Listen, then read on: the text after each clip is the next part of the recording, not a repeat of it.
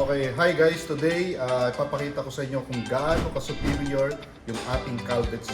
Ngayon, ipapakita ko sa inyo ang kailangan nating materials dito. Siyempre, of course, isang basong tubig, povidone iodine, at isang stirrer. Yung tubig na to represents our body, which is clean habang tayo ay bata. Pero siyempre, as we age, so nakakain tayo ng mga toxins, okay, ng mga masarap na may mga preservatives. So, pag nangyari na po sa katawan natin yan at nag-accumulate na po yung toxins sa katawan natin, diyan na po tayo magsisimulang magkasakit. Pero meron tayong paraan para unti-unti matulungan natin yung ating katawan para makarecover sa pamamagitan ng pagtitake ng ito po, okay, Calvet C.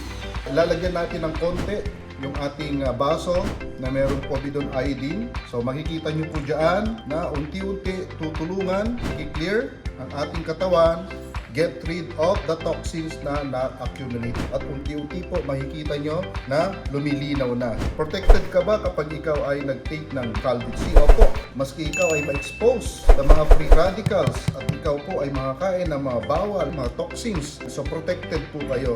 Ayan po yung nagagawa ng ating Calvet C. So matutulungan po kayo ng ating Calvet C lumaban sa iba't ibang na-encounter mo na mga sakit.